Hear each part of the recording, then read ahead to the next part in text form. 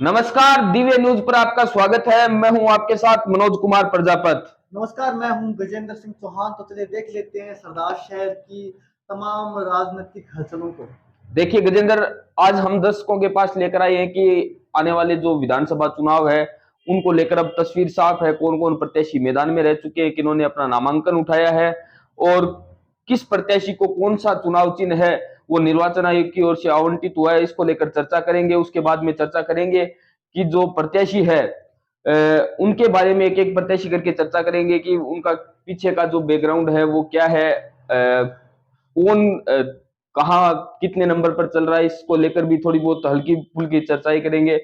लेकिन हम आपको बता दें कि अब जो प्रत्याशी है वो 6 प्रत्याशी मैदान में रह गए हैं। कांग्रेस से अनिल शर्मा है, भाजपा से राजकुमार रिणवा, माकपा से छगनलाल चौधरी, बसपा से ओम प्रकाश और निर्दलीय राजकर्ण चौधरी और निर्दलीय राजेंद्र भांबू है, वो मैदान में रह गए हैं। निर्वाचन आयोग की ओर से राजकर्ण चौधरी को ट्रक का चुनाव चिन्ह है वो आवंटित किया गया है और राजेंद्र भांबू को बेट का चुनाव चिन्ह है वो आवंटित किया गया है। जी हाँ, बिल्कुल। तस्वीर जैसा कि मनोज बता रहे थे कि वो साफ हो चुकी है चुनावी तस्वीर, आखिर किसका मुकाबला किससे है। और कुछ कुछ सरदार शहर के मतदाताओं के मन में भी तस्वीरें अब साफ होने लगी है। उन्होंने भी अब मन बनाना शुरू कर दिया कि हमें वोट किसे देना है। जी गजेंद्र, उसके बाद में देखिए नामांकन उठाया किसने वापस, ये बात भी बहुत बड़ी रोचक बात है कि किसने उठाया और किसको समर्थन दिया। तो वो भी एक चर्चा कर लेते हैं कि निर्दलीय प्रत्याशी थे राम सिंह पूनिया, उन्होंने अपना नामांकन है वो कल वापस उठाया था और अपना समर्थन है वो भाजपा के राजकुमार रेणुआ को दिया था।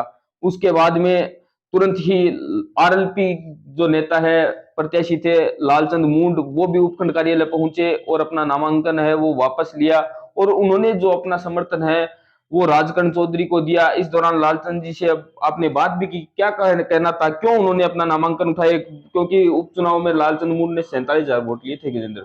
बिल्कुल, मैं आपको पहले बता देता हूँ राम सिंह जी पूनिया के बारे में, उनका थोड़ा बैकग्राउंड बता देता हूँ। क्योंकि 8 प्रत्याशियों ने नामांकन किया था, जिसमें से अब 6 प्रत्याशी चुनावी समर में रह चुके हैं। 2 प्रत्याशियों ने अपना नामांकन उठा लिया और किसी अन्य को समर्थन दे दिया है। तो पहले हम देखिए, लालचंद जी तो सभी जानते हैं, उनके बारे में हर किसी को पता नहीं, फिर भी उनके ऊपर भी चर्चा करें। लेकिन पहले राम सिंह जी के ऊपर हम चर्चा कर लेते हैं। राम सिंह जी पूनिया है वो रणसीसर गाँव, जो कि सरदार शहर का अंतिम गाँव, वहाँ से बिल्कुल, आते हैं। उनकी जो बेटी, उन्होंने चुनाव भी लड़ा था, जो पंचायत समिति सदस्य का निर्दलीय के रूप में चुनाव लड़ा चुनाव था। लड़ा था, और काफी अच्छे वोट आए थे। उसी के बदौलत भाजपा के एक दिग्गज नेता थे जगदीश जी बढ़िया सर, वो चुनाव हार गए थे। हार गए थे और वो। वो उस समय प्रधान के दावेदार थे। तो ऐसा नहीं है कि, और उन्होंने अपना समर्थन ना वो भाजपा को दिया है और समर्थन राजकुमार रिणवा को दिया है। और जिस दौरान वो आए अपना नामांकन उठाने के लिए, उस समय उनके साथ में भाजपा के जो संयोजक है, सरदार शहर चुनाव प्रभारी हैं मुरलीधर सैनी, उस दौरान वो साथ रहे और उन्होंने उनका दुपट्टा पहनाकर स्वागत भी किया। और तो कहीं न कहीं भाजपा इससे एक जीत की तरह ही मान रही है कि एक प्रत्याशी ने उनके समर्थन में पर्चा उठाया है। और कुछ हद तक भाजपा इससे उत्साहित तो होंगे कार्यकर्ता, जब कोई प्रत्याशी समर्थन देता है या लेता है तो इससे उत्साहित होते हैं। बिल्कुल गजेंद्र, सभी पार्टियों ने कोशिश की होगी कि जो निर्दलीय प्रत्याशी है उनको अपने खेमे उनको में हाँ, किया जाए। तो हाँ। गजेंद्र, उसके बाद में लालचंद जी मुंडा वो देखो, भी ये पहुंचे। बड़ा नाम है सरदार शहर की राजनीति में। 2022 के अंदर हमने उपचुनाव देखा था, किस प्रकार से आरएलपी की आंधी देखने को मिली थी। बिल्कुल बिल्कुल तो बिल्कुल और गजेंद्र। ये कयास भी लगाए जा रहे थे कि क्या लालचंद जी हैं वो समर्थन देंगे, क्योंकि लालचंद जी के बारे में जहाँ तक हम जानते हैं, लालचंद जी एक जिद्दी नेता हैं, वो हार नहीं मानते हैं, वो पीछे नहीं हटते हैं। तो निश्चित रूप से उनके ऊपर दबाव तो था कि एक यदि मतलब अपन घरेलू बात की जाए, तो कहीं ना कहीं दबाव उनके ऊपर था कि वो समर्थन राजकर्ण जी को दे दे। और उन्होंने अपना समर्थन राजकर्ण जी को दे दिया। और संघर्ष किया था 8 महीनों में। जिस प्रकार से चुनाव हुआ था उसके बाद से लगातार वो संघर्ष कर रहे थे। हमने देखा कि वो लगातार गांव देहात के अंदर जा रहे थे और किसानों की बात कर रहे थे, बिजलियों के मुद्दों पर भी उन्होंने लड़ाई लड़ी, काफी बिल्कुल लड़ाई लड़ी, मजबूती के साथ लड़ाई बिल्कुल लड़ी। मजबूती के साथ लड़ाई लड़ी और काफी बार नतीजे भी आए उसके। जब ग्रामीणों के साथ धरने पर बैठ जाते थे, धरना 2-2 3-3 दिन और लगातार प्रशासन को हर चलता था बार झुकना और पड़ा। प्रशासन को हर बार झुकना भी पड़ा। किसानों की मांगे है वो माननी पड़ी, मनवाने में वो कामयाब भी हुए थे गजेंद्र। और इसी का नतीजा था कि उनके साथ लोग जुड़े भी, काफी लोग जुड़े, काफी युवा जुड़े। और अब जाकर यदि वो राजकर्ण के साथ हुए तो निश्चित रूप से इससे राजकर्ण जी मजबूत होंगे, राजकर्ण जी की ताकत और बढ़ेगी। लेकिन इसमें एक बात मनोज ये भी है कि जो लालचंद जी का जो कोर वोटर था, जो उपचुनाव में था, वही वोटर इस समय जो राजकर्णी चौधरी उनका था। उनका था। वोट बढ़ते कहीं ना कहीं, और मुझे लगता है कि इस कंडीशन के अंदर हाल फिलहाल की घड़ी में राजकर्ण जी मजबूत हो रहे थे तो लालचंद जी काफी नीचे भी जाते और उनको शायद इतना वोट इस बार नहीं मिलता। हालांकि चुनाव है, कुछ भी हो सकता था, जैसे चुनाव आगे बढ़ता आगे तस्वीरें भी बदलती, लेकिन आज के दिन की हम बात करें तो आज के दिन लालचंद जी पिछड़ रहे थे। हालांकि उन्होंने समर्थन दे दिया। यदि जब जब तक उन्होंने नामांकन उठाने से पहले की बात करें तो उस समय निर्दलीय प्रत्याशी राजकर्ण जी है वो काफी तेजी से उभरे थे, उनका बिल्कुल, बिल्कुल। वोट भी तेजी से बढ़त और दिख रहा था। तो ऐसे में लग रहा था कि शायद लालचंद जी अपना पर्चा उठा ले। उन्होंने अपना पर्चा उठा लिया और साफ साफ शब्दों में उन्होंने कहा कि मैं जो इतने वर्षों से कुशासन सरदार शहर के अंदर रहा उसके खिलाफ मैंने यहाँ पर राजकर्ण जी को अपना समर्थन दिया है। और वो अब देखने वाली बात ये भी होगी क्या वो प्रचार के अंदर जाते हैं नहीं जाते हैं। नहीं गजेंद्र, कल कुछ तस्वीरें भी आई राजकर्ण जी चौधरी के साथ, उन्होंने प्रचार करते हुए दिखाई भी राजकर्ण जी दी, ने पोस्ट दिखाई भी भी दिए। एक किया था उनके समर्थन देने के बाद, धन्यवाद भी उन्होंने दिया। उन्होंने कहा कि ये बड़ी कुर्बानी है जो बिल्कुल, बिल्कुल। लालचंद जी ने दी है। युगों-युगों तक इसको याद रखी। हालांकि कमेंट भी उन्होंने किया था। और निश्चित रूप से सरदार शहर के अंदर एक ये बड़ी राजनीतिक घटना है वो कल घटित हुई, जहां पर एक बड़ी पार्टी के नेता ने अपना नामांकन ले लिया और अपना समर्थन है वो राजकर्ण जी चौधरी जो कि निर्दलीय उम्मीदवार हैं उनको दे दिया। देखिए गजेंद्र, उसके बाद में एक और हलचल हुई, आपको बता दूं, लालचंद मून को ये बड़ा झटका लगा होगा कहीं न कहीं, क्योंकि उनकी पार्टी ने उनको अपनी पार्टी से निष्कासित कर दिया। देखिए, ये होना ही था, इसमें कोई नई बात नहीं है। जब इस प्रकार से कोई नामांकन वापस ले लेता है तो ये होना ही था, ये स्वाभाविक स्वाभाविक प्रक्रिया है बिल्कुल, और बिल्कुल। ऐसा उन्हें करना ही था। हनुमान जी ने जिस प्रकार से देर रात ये फैसला लिया, उन्हें अपनी पार्टी से निष्कासित कर दिया और भी 2-3 आरोप उनके ऊपर लगाए, तो ये स्वाभाविक सी घटना ही होना ही था और ये कार्रवाई बनती थी उन पर। बिल्कुल, बिल्कुल। जब कोई पार्टी, अगर कोई पार्टी से प्रत्याशी पर्चा भरकर अपना नामांकन वापस लेता है, तो कहीं न कहीं जो पार्टी के जो उच्च नेता है, वो इस प्रकार की कार्रवाई है, वो हमेशा करते हैं, चाहे वो बीजेपी हो, चाहे कांग्रेस हो, चाहे वो आरएलपी और हो या कोई अन्य पार्टी हो। बड़ी उम्मीदों के साथ लालचंद जी मून को आरएलपी ने अपना प्रत्याशी बनाया था, क्योंकि लालचंद जी का काम है वो बोल रहा था। उन्होंने लगातार संघर्ष किया था, सड़कों के ऊपर उन्होंने संघर्ष किया था, सर्द रातों के अंदर बिल्कुल, उन्होंने संघर्ष बिल्कुल, किया था, बिल्कुल। उनका संघर्ष दिख रहा था। हुँ।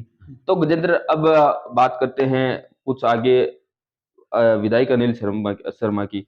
वो भी अब मैदान में हैं। क्या कुछ उनका पीछे का जो बैकग्राउंड रहा है और इस विधानसभा चुनाव में कितना वो आगे हैं या किसी से पीछे, इस चीज को लेकर हम चर्चा करेंगे। तो आपसे मैं पूछना चाहूंगा कि जो अनिल शर्मा है, उन वो आज किस पोजीशन पर है? देखिए, आज की स्थिति की बात करें, आज तक की स्थिति की बात करें तो आज भी अनिल शर्मा एक अच्छी पोजीशन पे हैं।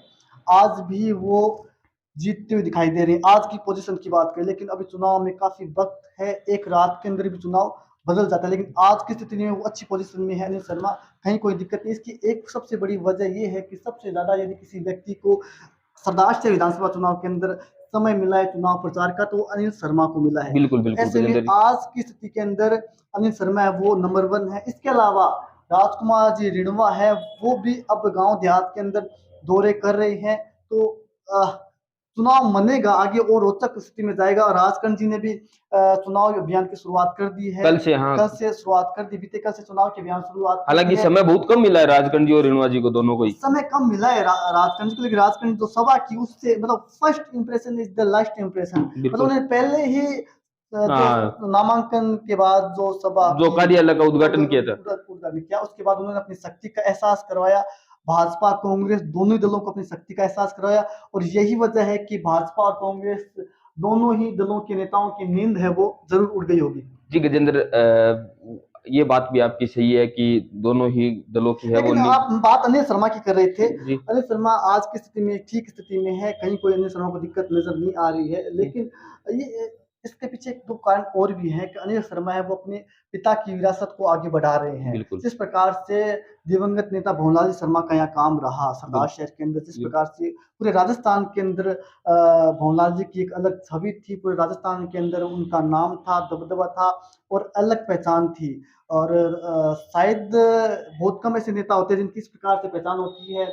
मंत्री जी भी उनका सम्मान करते थे, मुख्यमंत्री भी उनका सम्मान करते थे। बिल्कुल, बिल्कुल। तो उसी छवि का आज वो खा रहे हैं, ऐसे हम बिल्कुल। कह सकते हैं। पिता की विरासत को वो आगे बढ़ा रहे हैं, उन्हीं की छवि का वो आज खा रहे हैं।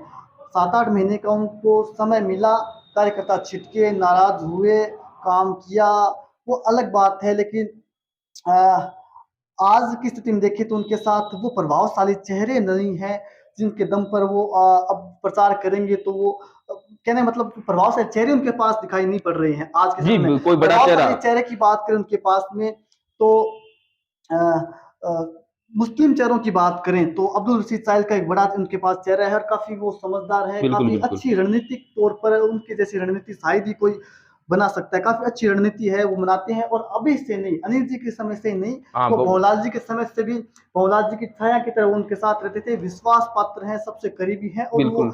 ऐसे मानिए कि अनिल जी की हर रणनीति के अंदर उनका साथ रहता है और हर रणनीति के अंदर उनका सहयोग रहता है, उनकी साझेदारी रहती है। एक बड़ा चेहरा उनके पास अब्दुल रशीद साहिल का है। इसके अलावा मुस्लिम चेहरों की बात करें तो बहुत सारे चेहरे हैं, लेकिन यदि अन्य बिरादरी के चेहरों की बात करें तो उनके पास में जितेंद्र राजवी जो कि युवा नेता है, उनका वो किस प्रकार के प्रभाव छोड़ पाते हैं ये देखने वाली बात होगी। एक वो चेहरा उनके पास में है। इसके अलावा राम कुमार जी जो प्रधान हैं, मेघवाल। हाँ, मेघवाल साहब हैं, तो वो कितना प्रभाव छोड़ पाते हैं क्योंकि हाल-फिलहाल के अंदर राम कुमार जी का कद है वो घटा है बिल सरदार बिल शहर की राजनीति बिल्कुल, में। बिल्कुल, बिल्कुल। इतनी चर्चाओं में वो नहीं रहे हैं, जिस प्रकार से दलित आंदोलन सरदार शहर के अंदर हुए, उसके बाद से भी उन जिस प्रकार से उन्होंने कुछ एक टिप्पणियाँ की, तो उनका प्रभाव कुछ कम सरदार शहर के मतदाताओं में हुआ है। हुँ। ऐसे में सरदार शहर के अंदर अनिल जी शर्मा की बात करें तो उनके साथ में उस कैडर का कोई नेता है वो नज़र नहीं आता है। अब्दुल रशीद के अलावा। अब्दुल रशीद जी भी युवा हैं, नहीं, एक अच्छे नेता कह सकते हैं अच्छे उन्हें। नेता रणनीतिकार अच्छे कह सकते हैं, लेकिन प्रभावशाली जो कि वोटों को डाइवर्ट कर दे, हाँ, वो नज़र नहीं आ रहा। अब्दुल रशीद जी अच्छे नेता हैं, कोई शक नहीं है, लेकिन वो अच्छी रणनीति बना सकते हैं। शायद ही सरदार शहर के अंदर ऐसी कोई रणनीति बनाने वाला कोई नेता होगा जो अब्दुल रशीद जी को जानते हो। मुझे लगता है कि सरदार शहर की राजनीति में आज के समय में अब्दुल जी हैं वो अ, काफ़ी अच्छी उनकी अन्य नेताओं में भी पहुँच है, पकड़ बिल्कुल, है, बिल्कुल, बिल्कुल। ट्यूनिंग है, ये कह सकते हैं। लेकिन अनिल जी के पास उस लेवल का कोई नेता नहीं है। इस यदि हम प्रभावशाली एक टीम की बात करें, तो आज के समय में राजकर्ण चौधरी हैं, वो इस मामले में लकी है, उनके पास में अशोक जी पिंचा है, बिल्कुल, ठीक बिल्कुल, है? ये सरदार शहर की राजनीति में सबसे बड़ा चेहरा अगर कोई है, मैं वोटों की बात नहीं कर रहा हूँ, अनुभव की बात कर रहा अनुभव हूँ। की। अनुभव के मामले में सरदार शहर की राजनीति में आज के समय में कोई सबसे बड़ा चेहरा है, तो वो अशोक पिंचा थे। पूर्व में भंवरलाल जी थे, अब अशोक पिंचा है। बिल्कुल, बिल्कुल, उसके बाद यदि हम बात करें तो मोहनलाल जी आर्य हैं, ये बिल्कुल। भी बड़ा चेहरा है, प्रभावशाली चेहरा है और एक समुदाय विशेष में चर्चित चेहरा भी है। इसके अलावा हम बात करें तो ईसा जी रूडी है, जो कि एक बड़ा चेहरा है, अनुभव है उनके पास। अनुभव है। वोट कितने हैं ये हम नहीं कह सकते, लेकिन अनुभव का अच्छा खासा ईश्वर जी के पास है और उस अनुभव का लाभ राजकर्ण जी को मिलेगा। इसके अलावा शिवचंद जी साहू है, बिल्कुल। काफ़ी अच्छी रणनीतिकार हैं, बड़े नेता हैं, टिकट के दावेदार थे, हालाँकि भाजपा ने टिकट नहीं दी वो अलग बात है, लेकिन काफ़ी अनुभव है राजनीति का, उन्हें काफ़ी अनुभव है, अच्छे वक्ता है, अच्छे रणनीतिकार हैं। तो इसका लाभ भी राजकर्ण चौधरी को साफ-साफ मिल रहा है। इसके इसके अलावा अलावा सत्यनारायण सारण है, अच्छा पूर्व मतदाताओं में प्रधान रह चुके हैं। जाट मतदाताओं में उनका अच्छा खासा प्रभाव है, इसमें कोई दो राय नहीं है, बिल्कुल, ज़बरदस्त बिल्कुल। प्रभाव उनका जाट मतदाताओं में है। ग्रामीण क्षेत्र में भी उनके प्रभाव की हम चर्चा करें तो कम नहीं, ज़बरदस्त उनका प्रभाव है। एक-एक गाँव की नब्ज़ वो जानते हैं, गाँव के मतदाताओं की नब्ज़ जानते हैं, गाँव के हर गाँव के अंदर उनके कार्यकर्ता, उनके समर्थक सत्यनारायण जी की मिल जाएँगे मिल आपको। जाएगी। इसके अलावा शोकन जी पोटलिया। देखो, शोकन जी पोटलिया युवा नेता है और ये आज से नहीं है। शोकन जी पोटलिया के बारे में थोड़ी मैं आपको बता दूँ तो ये मैंने उनको काफ़ी करीब से देखा, छात्र राजनीति के अंदर काफ़ी करीब से देखा है। जिस संगठन एनएसयूआई के जिस उम्मीदवार को शोकन जी लेके आते थे, उसकी जीत की लगभग गारंटी होती थी। शोकन जी छात्र राजनीति के अंदर भी काफ़ी सक्रिय रहे और जिस उम्मीदवार को ये लेके आते थे एनएसयूआई के अंदर, जिस उम्मीदवार को एनएसयूआई के अंदर ये खड़ा करते थे, पूरी ताकत झोंक देते थे और उसे अंत में जिता के ले आते थे। काफ़ी अच्छी रणनीति वहाँ पे ये बनाते थे, बिल्कुल, तो मैं बिल्कुल। उस समय से शोकर्ण जी को जानता हूँ, काफ़ी अच्छे रणनीतिकार है वो शोकर्ण जी भी। इसके अलावा एक जिला परिषद सदस्य राकेश जी भी हैं, जो कि जिला परिषद सदस्य नहीं, वो जिला परिषद सदस्य प्रतिनिधि है, उनकी प्रतिनिधि है उन। माता श्री है नोरा देवी जी, वो अ, जिला परिषद सदस्य हैं। इसके अलावा ये बहुत सारे पार्षद हैं, यहाँ पर हम पार्षदों की बात करें तो ज़बरदस्त सपोर्ट यहाँ पर मिल रहा है। तो ये टीम है, हम टीम की बात करें तो हम अनिल जी की बात करें थे, तो अनुभव की बात करें, हुँ, तो अनुभव के लिहाज से देखिए अनिल जी हैं वो प्रचार के मामले में कोसों दूर है वो निकल चुकी हैं। निकल चुके हैं। लेकिन अनुभव की बात करें तो सबसे ज़्यादा अनुभव आज के समय में है वो राजकर्ण जी के पास देखिए है। गजेंद्र एक जी, नाम और छूट गया, लालचंद जी भी अब राजकर्ण जी के साथ है। बिल्कुल वो, उसके अलावा मैं अगर माइनॉरिटी में बताना चाहूँ तो मान खां चाइल है, बाले खां चाइल है, वो भी राजकर्ण जी के साथ में, तो ये भी दो बड़े बिल्कुल, चेहरे हैं। ये दो बड़े चेहरे माइनॉरिटी के अंदर भी काफी बिल्कुल प्रभावशाली है। ये कितना वोट राजकर्ण जी को दिलाएंगे, ये आगे की बात। ये भी आप अनुभव की बात कर रहे थे, तो ये बिल्कुल। अनुभव इनके साथ ये अनुभव हाँ भी है। लेकिन ये बीजेपी के पास भी इस मामले में मुझे लगता है अनिल जी से आगे बीजेपी भी इस मामले में आगे है। बिल्कुल बिल्कुल बीजेपी के गजेंद्र, पास में सबसे बड़ा चेहरा आज है तो प्रधान जो प्रतिनिधि है मधुसूदन जी राजपूत, बिल्कुल बड़ा चेहरा है। हर गांव देहात के अंदर उनकी पकड़ है, सरपंचों के अंदर उनकी पकड़ है, पंचायत समिति सदस्यों के अंदर भी वो अच्छी पैठ रखते हैं। बिल्कुल बिल्कुल और बिल्कुल। प्रत्येक गांव के अंदर उनके जानने वाले हैं। वो हर गांव के व्यक्ति को हर गांव के व्यक्तियों से उनका संपर्क है, तो ऐसे में काफी बड़ी मजबूती है मधुसूदन जी राजपूत वो बीजेपी को दे रहे हैं। इसके अलावा हम बात करें तो उनके पास में एक और बड़ा चेहरा है, ब्राह्मण बड़ा चेहरा है, वो है गिरधारी जी पारी, गिरजाजी पारीक। बिल्कुल जो वर्तमान में, लगातार वो जिला परिषद सदस्य जीतते आ रहे हैं, उनके परिवार से जीतते आ रहे हैं। वो टिकट की दावेदारी में वो थे, लेकिन वो खुलकर हाँ उन्होंने अपनी खुलोने दावेदारी, खुलकर अभी उन्होंने कभी नहीं कहा कि मुझे टिकट चाहिए, या कभी खुलकर दौड़ में सामने नहीं आए। वो काफी पुराने हैं। एक जमाने में सबसे वफादार वो अशोक जी पिंचा के रहे, लेकिन उन्होंने अशोक जी पिंचा के साथ जाने के बजाय उन्होंने भाजपा को चुना और भाजपा के वफादार रहे हैं। लेकिन वो अशोक जी पिंचा काफी करीबी थे, लेकिन उन्होंने भाजपा का साथ नहीं छोड़ा और भाजपा के अंदर वो डटे रहे। तो ये भाजपा की ताकत है। ये दो बड़े चेहरे भाजपा के पास में भी है। नहीं, और मदन योजना भी ले नहीं, सकते वो युवा हैं। है हाँ ना, यो, अनुभव की हाँ बात ना, करें, मदन जी का राष्ट्रीय शहरी क्षेत्र की बात करें तो युवाओं के बीच जबरदस्त उनका प्रभाव है, बिल्कुल जबरदस्त उनका माहौल है। अच्छे वक्त हैं।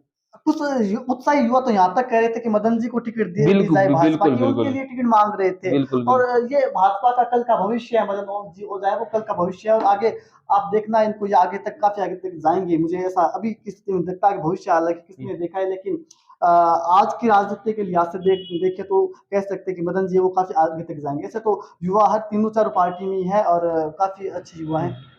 तो हम बीजेपी की अनिल जी की बात कर रहे थे, तो अनिल जी के पास, अनिल जी खुद अब अपने दम पर चुनाव लड़ रहे हैं। उनके पास वो टीम नहीं है, टीम उनकी बिखर चुकी है, टुकड़ी टुकड़ी हो चुकी है, कोई यहाँ चली गई है, कोई वहां चली गई है। टीम अनिल जी के पास जो नहीं है। उपचुनाव में जो टीम सोम उनके, जिला करते वो भी उनसे छिटक के चले गए बिल्कुल हैं। जो उपचुनाव में जो टीम थी, जो मंच पर जो नेता अनिल जी शर्मा के साथ में बैठा करते थे, उनमें से अधिकांश नेता है वो उनसे दूर जा चुके हैं। तो कहीं ना कहीं ये बहुत बड़ी जो आज नुकसान है अनिल जी नुकसान को। है अनिल जी शर्मा को। और आने वाले जो विधानसभा चुनाव है, उस वो ये नुकसान उनको कितना भारी पड़ता है, या फिर अनिल जी शर्मा है वो खुद चुनाव निकाल लेते हैं, ये तो देखने की वाली बात होगी। लेकिन हाल फिलहाल में अनिल शर्मा की स्थिति है वो अच्छी स्थिति है।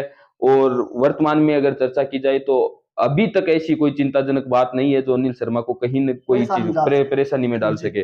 तो उसके अलावा अगर गजेंद्र जी हम बात करें भाजपा के राजकुमार रिन्वा की, क्या पीछे का क्या बैकग्राउंड रहा है, और आज की अगर स्थिति की बात करें देखिए, तो। राजकुमार जी रिणवा अपने आप में एक अलग अलग अलग छवि रखते हैं। और राजकुमार जी रिणवा की बात करें तो संत प्रवृत्ति के आदमी हैं। उन्होंने विकास करके दिखाया है, उन्होंने काम करके दिखाया है।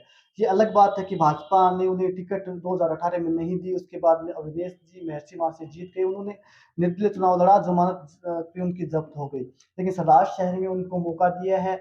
और यकीन मानिए कि रेणुका जी पिछड़े हुए नहीं है। वो चुनाव में मतलब किसी भी सूरत में, अभी कुछ लोग कह रहे थे कि सट्टा बाजार ये कह रहा है, सट्टा बाजार वो कह रहा है, लेकिन लोकतंत्र बिल्कुल सट्टा बाजार की बात करें, सट्टा बाजार से लोकतंत्र है वो नहीं चलता नहीं है। चलता है, लेकिन सट्टा बाजार है। उसकी अगर बात करें तो प्रथम स्थान पर अनिल कुमार शर्मा। देखिए, मैंने आपको जैसा भी पहले कहा कि सट्टा बाजार से लोकतंत्र नहीं नहीं चलता चलता है। गजेंद्र, लेकिन नहीं, सट्टा बाजार की बात, सट्टा बाजार बहुत दफा हमने देखे हैं फेल होते हुए। सट्टा बिल्कुल बाजार बिल्कुल हर बिल्कुल। दिन और बदलता सट्टा है। बाजार के जो समीकरण है उसको हम नहीं मानते। आज की स्थिति सट्टा बाजार जो बता रहा है प्रत्याशियों की, वैसी नहीं है मुझे गजेंद्र। तो सट्टा बाजार की बहुत ज्यादा जानकारी भी नहीं, लेकिन मैंने सट्टा बाजार को बहुत बार फेल होते हुए देखा है। सट्टा बिल्कुल बाजार बिल्कुल बिल्कुल। मैंने भी बुजुर्गों को, आज अब नहीं, जो पहले के जो चुनाव हुए हैं उस समय के बुजुर्ग बताते हैं कि उस समय सट्टा बाजार में ये बहुत मजबूत थे और बहुत बड़े अंतर से वो हार गए। तो इस तरह के, अब आपको बता दूं क्या होता है कि मतलब भाजपा का जो वोट बैंक होता है वो छिटकता नहीं है। भाजपा का बिल्कुल वोट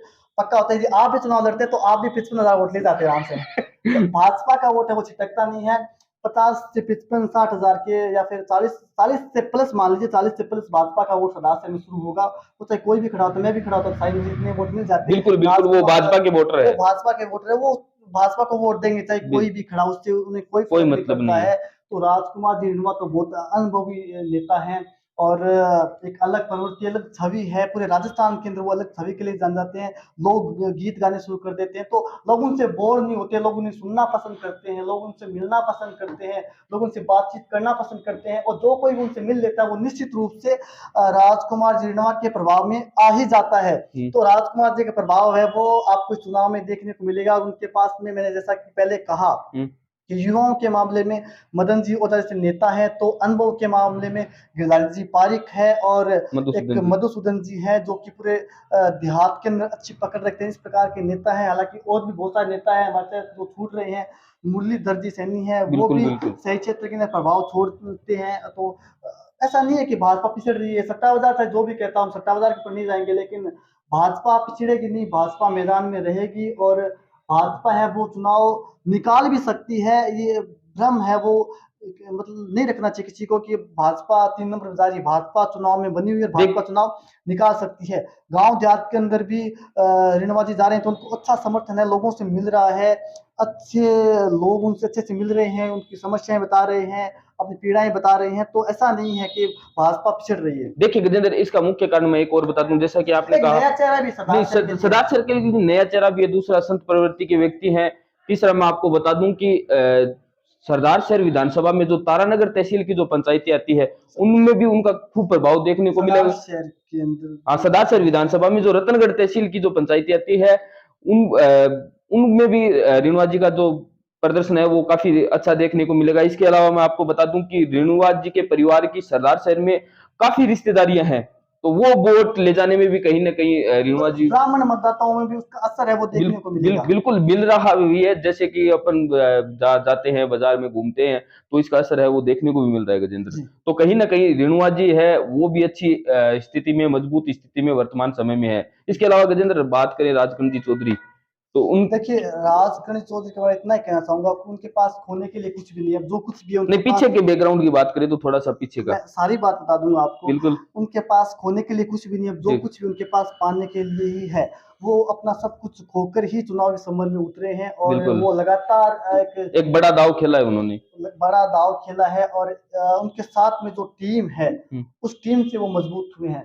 जिस प्रकार की वो बातें कर रहे हैं, स्वाभिमान की उन्होंने अपने इस लड़ाई को नाम दिया है। हम्म, हालांकि जनता कितने साथ होगी ये भविष्य के गर्भ में है, लेकिन आज की स्थिति में जिस प्रकार से राजकरण जी चौधरी तेजी के साथ चुनावी समर में उतरे हैं और जिस तेजी के साथ उनके साथ मतदाता जुड़ते हुए दिखाई दे रहे हैं, वो निश्चित रूप से कांग्रेस और भाजपा के लिए चिंता का विषय है। बिल्कुल मैंने जैसा बिल्कुल ही कहा कि अभी शुरुआती दौर है, अनिल जी अभी ठीक ठाक स्थिति में, लेकिन जैसे जैसे चुनाव आगे बढ़ेगा स्थितियां परिवर्तित होगी। कभी आपको रेणुका जी आगे नजर आएंगे तो कभी राजकरण जी आगे नजर आएंगे। चुनाव के अंदर तीनों बने रहेंगे और बहुत ज्यादा अंतर है, अब वो आपको हार जीत का नजर नहीं आएगा। करीबी मामला रहेगा और उस करीबी मामले के अंदर जो अंतिम समय में अच्छे से मैदान के अंदर बैटिंग कर जाएगा, वो मैच जीत कर ले जाएगा। गजेंद्र जी, आपको तो वो दिन याद है जब अनिल शर्मा और राजकरण जी चौधरी की अनबन शुरू हुई थी? इसको लेकर भी हम जैसे आज चर्चा हम कर रहे हैं। लगातार चर्चा करते थे, लेकिन उस समय बिल्कुल। हमें कुछ लोग कहते थे कि नहीं ऐसी कोई बात नहीं है। हाँ, लगातार टीवी न्यूज़ की खबरों को लगातार नकार दिया जाता था। कुछ लोग। रूप से अनिल जी शर्मा के समर्थक थे, वो इस बातों का खंडन करते थे और कहते थे कि मीडिया की बनाई बातें, लेकिन हम लगातार कहते रहे और सबसे पहले हमने ही नहीं उजागर किया था कि राजकरण जी के साथ और अनिल जी के साथ सब कुछ ठीक नहीं चल रहा है। ये दोनों नेता वो दूर दूर हो रहे हैं और इसका आगे खामियाजा है वो अनिल शर्मा को भुगतना भी पड़ सकता है। ये बात हमने आज से करीब 6 महीने पहले लगातार इस माध्यम से बात की थी, हमने आप तक पहुंचाई थी कि जो अनिल शर्मा और राजकरण चौधरी उनके बीच में सब कुछ सही नहीं है, इनके बीच में अनबन चल रही है। लेकिन लगातार राजकरण चौधरी के भी इस मामले में दबे बैठे रहे। उन्होंने भी कभी खुलकर इस बात का जिक्र नहीं किया, ना ही कभी विधायक अनिल शर्मा ने इस बात का जिक्र किया। लेकिन जो धीरे धीरे होता गया सब। लेकिन इसमें समय रहते यहाँ पर हस्तक्षेप नहीं किया गया और बिल्कुल बिल्कुल उसी की परिणति आज ये है कि आज ये स्थिति है कि आज सबसे बड़ी चुनौती अनिल जी के सामने कोई है तो वो राजकरण चौधरी के रूप बिल्कुल में है। और जो टीम उनके साथ में सबसे ज्यादा यही दिक्कत है भाजपा और कांग्रेस के सामने, क्योंकि उनके साथ एक अनुभवी टीम है। युवाओं की टीम है और सभी समुदाय की टीम है। हर जाति बिरादरी का नेता आज के समय में राजकरण चौधरी के साथ में है और यही राजकरण चौधरी को मजबूती दे रहा है। देखिए गजेंद्र, मैं आपको बता दूं कि लगातार इनकी अनबन चलती रही थी। एकाएक एक और नया मोड़ आया था जहां पर लालचंद जी छिरंग, जो क्रय विक्रय सहकारी वो समिति के उनका नाम भी ले गया। अध्यक्ष है, उनके साथ में इनके कांग्रेस के जो देहात अध्यक्ष ईसर जी डूडी है, उनके साथ एक दो कार्यकर्ता, ये लगातार एक साथ जैसे ही छिटके तो उस समय एक नया मोड़ आया था। उस समय भी हमने इसको लेकर चर्चा की थी और उसके बाद में ये उसके बाद स्पष्ट, राजकारण जी ने पीछे मुड़ कर नहीं देखा, बिल्कुल लगातार मजबूत होते गए, लगातार आगे बढ़ते गए, अनिल जी से दूर होते गए और अब आगे बढ़ते गए।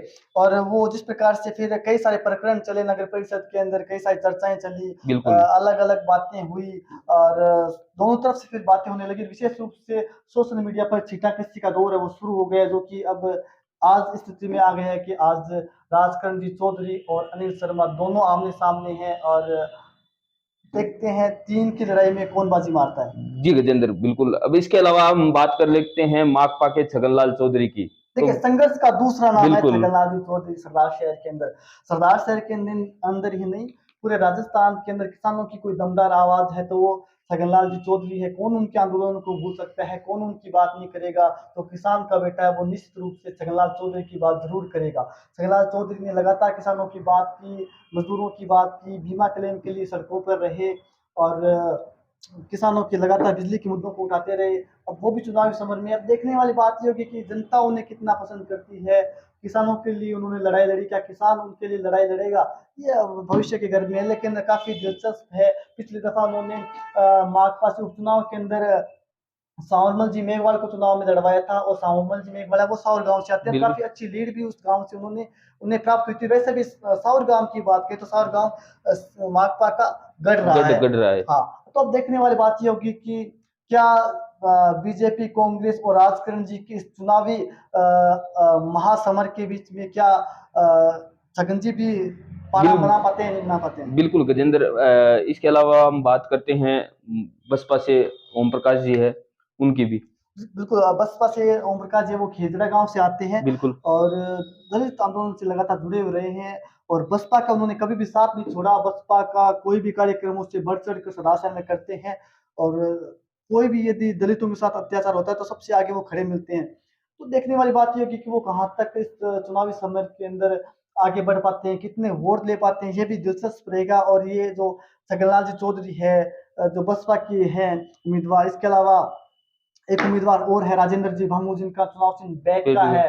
तो ये कितने वोट लेंगे, ये भी इस चुनाव के अंदर पूरा एक एक वोट ये चुनाव में काफी महत्वपूर्ण होगा और एक एक वोट से इस चुनाव के अंदर हार जीत तय होगी। गजेंद्र, एक छोटी सी और बात, सोशल मीडिया की अगर बात करें तो कौन आगे है? सोशल मीडिया के अंदर बात करें तो अभी दिख रहा है कि जबरदस्त तरीके से हाल फिलहाल के सोशल मीडिया पर बात करें तो राजकरण जी चौधरी और अनिल जी शर्मा की टक्कर आप देख सकते हैं सोशल मीडिया पर। जबरदस्त इन दोनों की जो योद्धा है, सोशल मीडिया के जो योद्धा है वो भिड़ रहे हैं। बिल्कुल, राजकुमार जी रेणुका काफी पीछे है। मैं एक बात कहना भूल गया आपको, जो राजकरण चौधरी की टीम जो 2-3 दिनों के अंदर तेजी के साथ सोशल मीडिया पर काम करी है, इसके पीछे पता है किसकी रणनीति है? उनके बेटे हैं अजय कुमार। उनकी रणनीति है, वो काफी बारीकी से चुनाव को समझ रहे हैं और सोशल मीडिया का पूरा मैनेजमेंट है वो अजय कर रहे हैं, खुद कर रहे हैं और तेजी के साथ सोशल मीडिया के ऊपर भी हावी होते हुए राजकरण दिखाई दे रहे हैं। इसके अलावा अनिल जी के काफी समर्थक हैं, तो अनिल जी की तो पूरी टीम है, पूरे समर्थक है, कार्यकर्ता है, मौजूदा विधायक, तो उस हिसाब से उनकी मजबूती होना स्वाभाविक ही है। लेकिन इन दिनों में जबरदस्त तरीके से एक युद्ध है वो सोशल मीडिया पे भी चल रहा है। लेकिन हम हमारे सभी दर्शकों को यही कहना चाहेंगे कि सोशल मीडिया के माध्यम से जिस प्रकार के कुछ भद्दे कमेंट्स, भद्दी पोस्ट हो रही है, उनसे बचा जाए। सरदार शहर का सामाजिक सौहार्द है वो ना बिगाड़िए, क्योंकि ये चुनाव है वो 25 नवंबर को समाप्त हो जाएंगे। हमें और आपको इसी सरदार शहर में रहना है, इसी सरदार शहर में व्यापार करना है, इसी सरदार शहर के अंदर शादी विवाह में मिलना है, एक दूसरे से बात करनी है, संपर्क रखना है। तो आप अपना सामाजिक सौहार्द है वो समाप्त ना करें। सभी जाति, बिरादरी, धर्म के लोग इसी सरदार शहर में रहेंगे और मिलकर रहेंगे। जी बिल्कुल गजेंद्र, ये तो हुई ये चर्चा। अब हमारा जो कार्यक्रम आने वाला है सारथी, उसको लेकर सत्ता का सारथी कार्यक्रम दिव्य न्यूज बहुत जल्द लेके आ रहा है। इस सत्ता के सारथी कार्यक्रम में हम दिखाएंगे कि अनिल जी के साथ कौन से वो नेता हैं जो कि प्रभावशाली हैं। इसके अलावा भाजपा, कांग्रेस के अलावा राजकरण जी है या फिर माकपा है या फिर बसपा है, तो इनसे के ऊपर हमारा कार्यक्रम रहेगा सत्ता का सारथी, जो कि चुनाव के अंदर नेताओं को ताकत दे रहे हैं। देखिए, उसका हमारा मुख्य उद्देश्य ही इस कार्यक्रम का यही है कि जो कार्यकर्ता है, कौन कार्यकर्ता है, किस नेता का कौन से कार्यकर्ता सारथी बनेंगे, कौन कार्यकर्ता उनकी जीत में भूमिका निभाएंगे, कार्यकर्ता नहीं होंगे, ये नेता ही होंगे। नेता ही होंगे।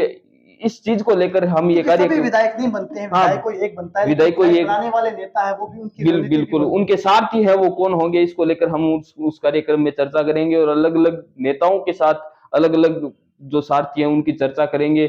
लगातार हम इस चीज को लेकर भी चर्चा करेंगे, लेकिन हम आपसे एक अपील करना चाहेंगे कि 25 नवंबर को आप मतदान केंद्र तक जरूर जाएं और अपना मतदान जरूर करें, क्योंकि लोकतंत्र में आपका एक वोट है वो बहुत महत्व रखता है। आपका एक वोट है वो हार और जीत तय करता है।